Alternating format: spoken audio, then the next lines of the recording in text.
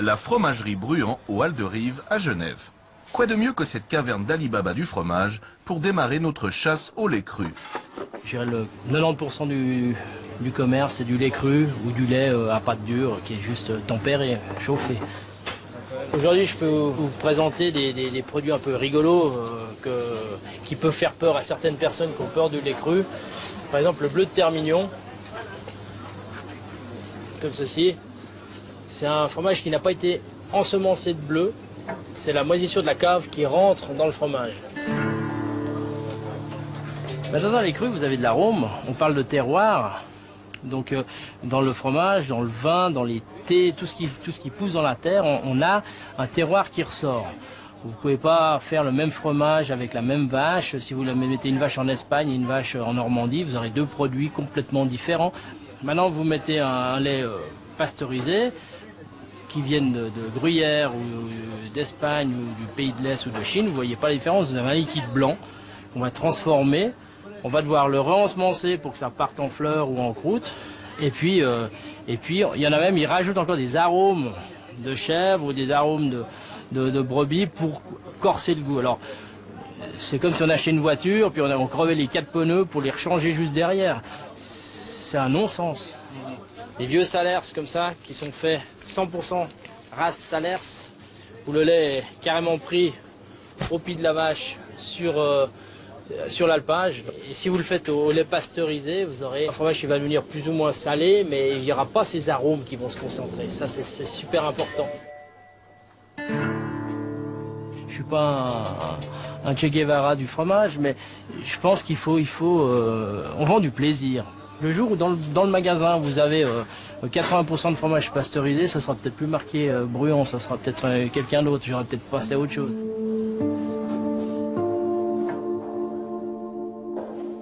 Dominique Angèle Vuitton est professeur d'immunologie clinique à l'Université de Franche-Comté. Nous lui avons demandé s'il y avait des raisons aujourd'hui d'avoir peur des fromages au lait cru. Il y avait des raisons importantes d'avoir peur par le passé, parce que de nombreuses maladies étaient transmises par le lait cru, et on a toujours le spectre de la tuberculose. Mais actuellement, les contrôles sanitaires sont extrêmement stricts. En fait, quand on regarde l'épidémiologie actuelle des 10 dernières années, on n'a pas plus de problèmes avec les fromages au lait cru qu'avec les autres fromages. Mais on a surtout plutôt moins de problèmes avec les fromages qu'avec tout un tas d'autres produits, en particulier les produits prêts à consommer sous sachet plastique, et entre autres le saumon fumé, les fruits de mer dans des salades. Donc on a toujours cette peur des fromages. Il faut reprendre les études et voir qu'il n'en est rien. Le fromage type Gruyère, par exemple, ne fait courir aucun risque. C'est pas possible de devenir malade avec ce type de fromage. Bon, certains fromages peuvent poser des problèmes, mais pour beaucoup, donc c'est les fromages à pâte molle en particulier, mais on sait que les fromages pasteurisés à pâte molle peuvent aussi avoir des problèmes parce qu'il y a des recontaminations secondaires. Une recontamination secondaire, c'est une contamination non présente au départ dans le lait et qui peut provenir de l'environnement ou des êtres humains pendant, mais aussi après la fabrication du fromage.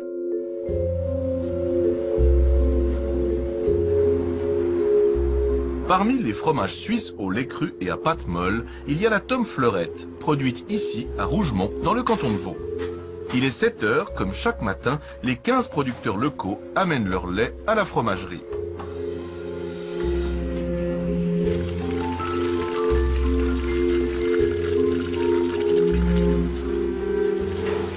Le maître de la Tome, c'est Michel Beyroux. Tous les jours, ce fromager doit contrôler soigneusement la qualité du lait tout juste sorti du pis de quelques bonnes vaches du pays d'en haut. C'est surtout bien connaître ses producteurs, on connaît bien son lait, comment ils nourrissent leurs vaches. C'est eux qui doivent aussi bien faire attention lors de la traite. S'il est transporté comme là, vous avez vu, il arrive dans les bidons ou en haut d'eux qui ont des tanks, quoi, mais on fait par on vide le tank, vous avez vu, par l'air, donc ça évite le pompage, parce qu'en fait, c'est surtout le pompage qui est mauvais, parce que ça nous dénature un peu les globules gras. Ouais. c'est vraiment proximité, quoi. Vous voyez, là, ils ont trait leur lait, 2 heures de temps après, c'est dans la cuve. Donc, il n'y a pas grand chemin. Là, maintenant, j'ai atteint la bonne texture. Alors, je vais finir le grain avec une tranche caillée. Souvent, c'est le lait qui me dirige et pas moi qui dirige le lait, quoi. Parce que voilà, il est vivant, c'est une matière vivante, naturelle, et il réagit. Ça change tous les jours, quoi. Ça change presque tous les jours, ouais.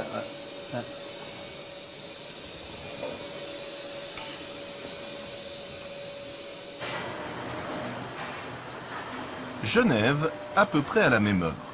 Nous sommes aux Laiteries Réunies, le deuxième producteur de fromage à pâte molle de Suisse. Ici, on réalise 40 recettes différentes, toutes pasteurisées, des tomes et des fromages que vous retrouvez souvent dans les linéaires de vos supermarchés. Le lait qu'on retrouve ici, la première chose, c'est la standardisation en matière grasse. Hein, et puis ensuite, on va le pasteuriser. L'étape de pasteurisation est une étape qui est importante. Hein. On va citer le traitement, c'est 75 degrés durant 15 secondes.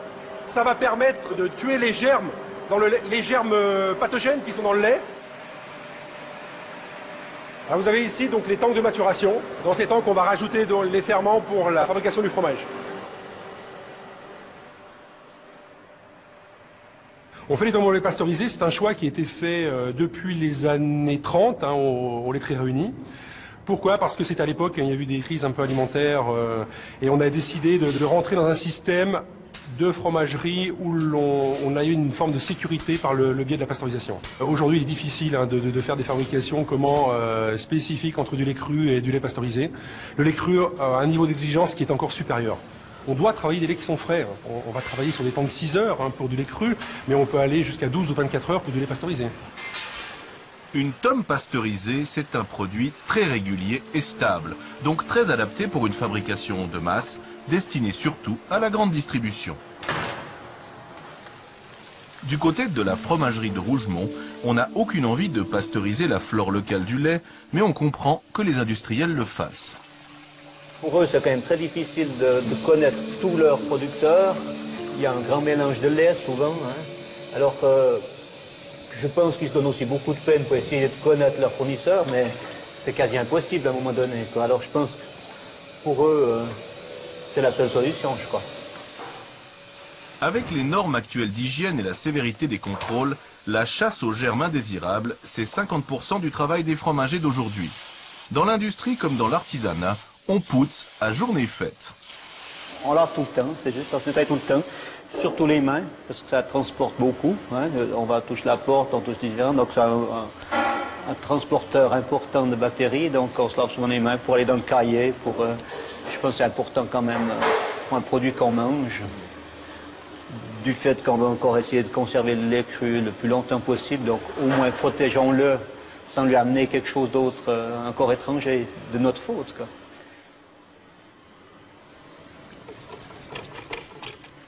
Fromage au lait cru ou pas, on entre parfois presque dans une guerre de religion. Mais ce qu'on ne sait pas toujours, c'est que la thermisation ou la pasteurisation du lait n'est pas toujours une garantie absolue contre les germes pathogènes durant la conservation du fromage. On ne sait peut-être pas forcément non plus que 65 à 70% des fromages produits en Suisse sont des fromages au lait cru. Vous avez deux familles. D'un côté, les fromages à pâte dure, la grande majorité, ils posent moins de problèmes que l'autre famille, celle des fromages à pâte molle. Alors pourquoi? Eh bien, c'est la teneur en eau qui fait la différence. L'eau est propice au développement des germes. Il faut dire que le lait cru est tout sauf une matière inerte. Pour vraiment comprendre le fromage, il faut se rendre à Aurillac, en Auvergne, la patrie du Cantal, du Saint-Nectaire et du Salaire. Ici, à l'unité de recherche fromagère de l'INRA, on a fait depuis peu des découvertes surprenantes sur le lait cru. Marie-Christine Montel est à la tête de cette unité. Elle commence par nous emmener dans un voyage au cœur du lait. Un fromage, c'est un produit vivant. Et à l'intérieur de ce fromage, il y a des communautés microbiennes, qui sont comme nous, les communautés humaines, qui sont composées d'espèces différentes. Et dans un seul lait cru, que l'on a pu étudier au laboratoire, on peut trouver plus de 40 espèces différentes qui appartiennent à des grandes familles et qui ont toutes des fonctions différentes. Parce que c'est une communauté très organisée. Un fromage, c'est donc tout un monde qui change selon les régions et les variétés. Parmi ses habitants, il y a les fameuses bactéries lactiques, mais aussi diverses bactéries d'affinage, comme ces colonies orange et jaune en face de vous.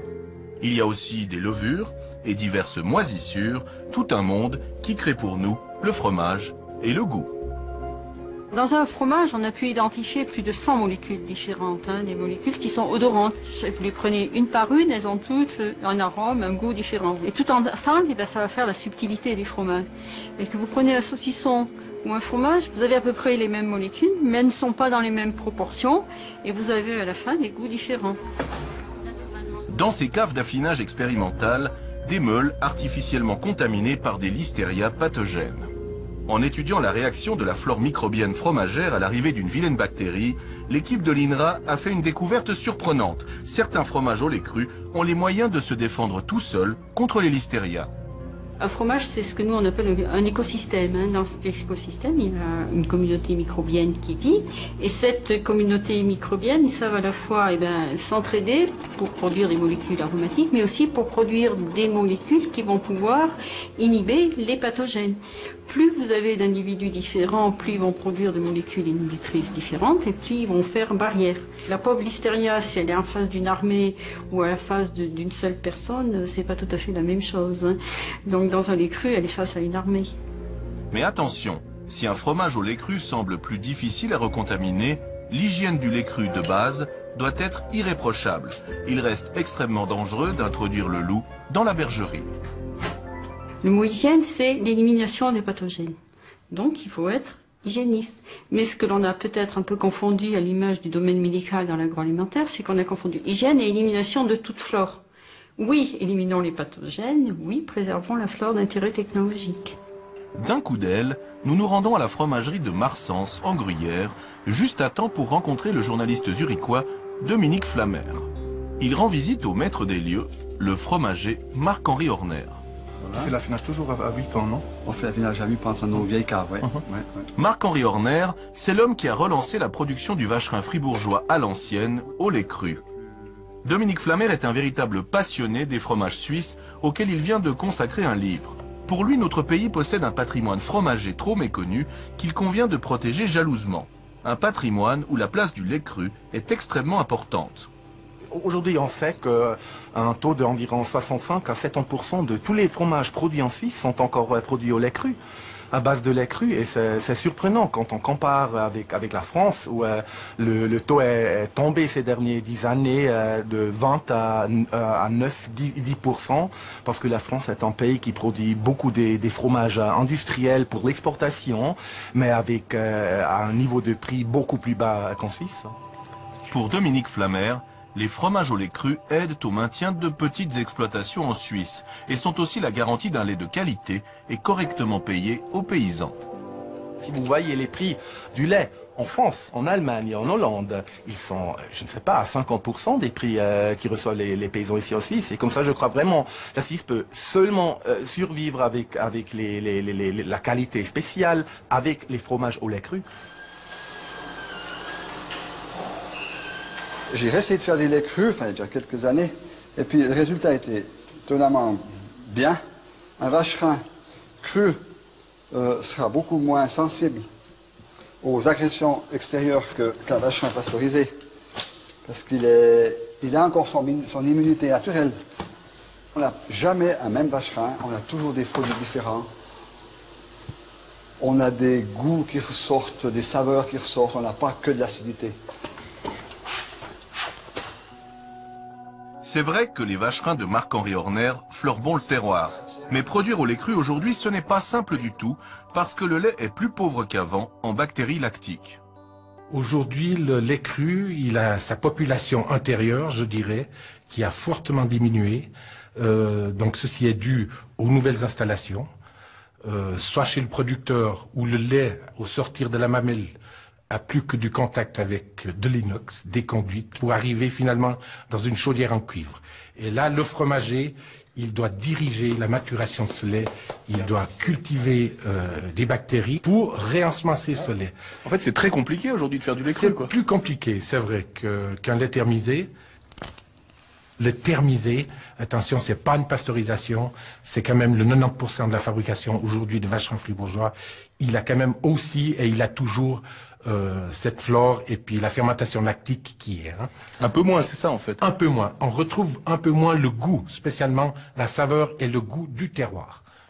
Je me rappelle, mon père disait, toujours les médecins à l'époque disaient, un patient qui a dû avoir des antibiotiques pendant assez longtemps, le médecin lui recommandait de manger du vacherin fribourgeois au lait cru pour lui refaire sa flore intestinale.